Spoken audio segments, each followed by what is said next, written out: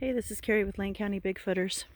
So last night, Mark and I were out here, and we were out further out up the mountain, and sat for a couple hours and just got nothing basically. So we stopped at this place on the way down off of the mountain, and just kind of stopped for one more shot at it. And sure enough, I got out of the car, and Mark's like, "Hey, take the FLIR and go look around." So I pulled it out and panned her all the way around the truck.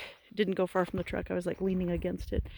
And out there, I saw something white, a white blob. And I'm like, "Hey, Mark, I think we got something." And it was moving, trying to figure out what it was. I'm like, "Mark, I don't know which button it is to record."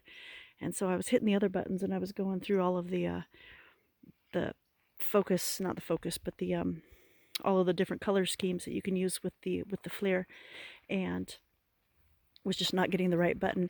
And it was just going back and forth and back and forth. And then it leaned out, and I could see a head and shoulders. So I said, "Oh my God, Mark, we got something." And I can't find the record button. And I gave it to Mark, and Mark found the record button. And we started recording, and he recorded for another minute or two. And what he saw was two things, and then it stood up. One of them stood up, and we said, "Well, is it time to leave yet?" And we decided, yeah, it was time to leave. So we packed it in real quick, and then it disappeared. Mark's like, "It's gone. It's no longer there." And we didn't know where it went. And so we got in the car and we left. We went to his house and uploaded it. And what we could see on there was a video that will be up on his website, at least, or his YouTube channel, Sasquatch Habitat Investigation Team, very shortly. And we're out here today to do some comparison photos and stand at the same place. And we walked into the bushes, we walked into the forest, really hard going. You can see this stuff, and it's just, there's wood in there, and there's all sorts of things. But one of the things that we did find was a path. Was it leading in or leading out the grass? It was coming out. Coming out of the grass. There was bent grass coming out towards the road before we stepped into it. So we followed it on the way in.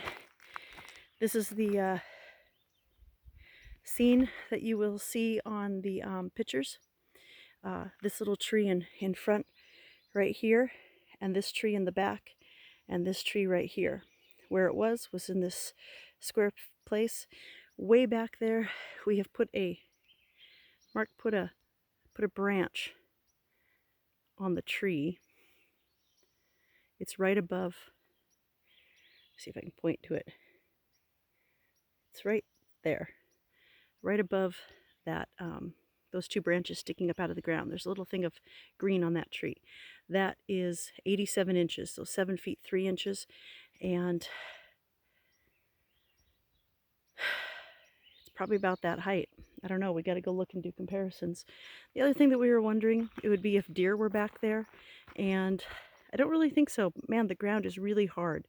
Hard walking in there, and the bushes come up to about my waist.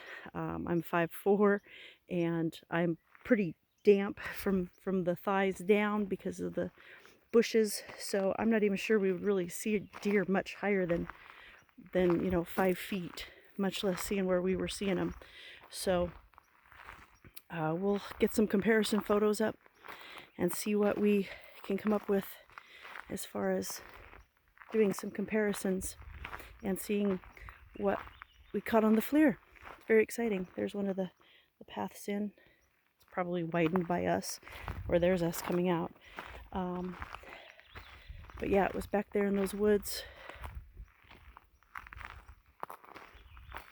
It was very exciting and terrifying at the same time, and exhilarating. And we're out here the very next night, trying to get our comparisons and stuff. And as you can see, there's tons to eat out here. Not only is there a ton of deer, there's also little tiny blackberries everywhere. Probably ferns and fiddleheads. There's just a ton out here. It's a very interesting place. Beautiful, beautiful forest. Yeah, blackberries. The bane of the existence of any Oregonian who's in the woods, because they're going to rip you up. I think this is Uva ursi. I'm not sure. Kinnick. Might be. That's what I'm guessing it is, because it's a ground cover. But that was really, really hard to walk on. As you can see, there's all sorts of broken trees and branches on the ground. Mark could hear it walking. I couldn't hear it. I was probably cussing too much. But it was pretty exciting. And this is definitely a space that we will be keeping our eyes on. It's about 7:30 the next night. Deep dark forest.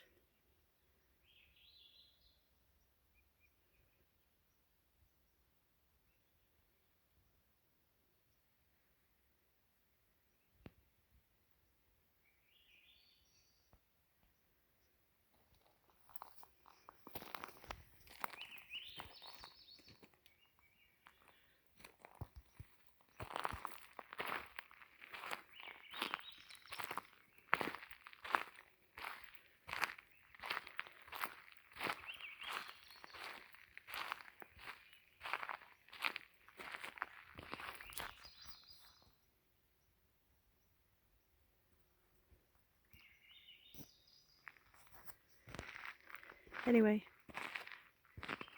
this is Carrie with Lane County Bigfooters. And now we're having another little adventure. So we'll keep you updated on what's going on. And it's starting to rain, so I think I'll head in. I gotta be to work at 7:30 tomorrow morning. We were out till 1 o'clock this morning, more or less. So, talk to you later.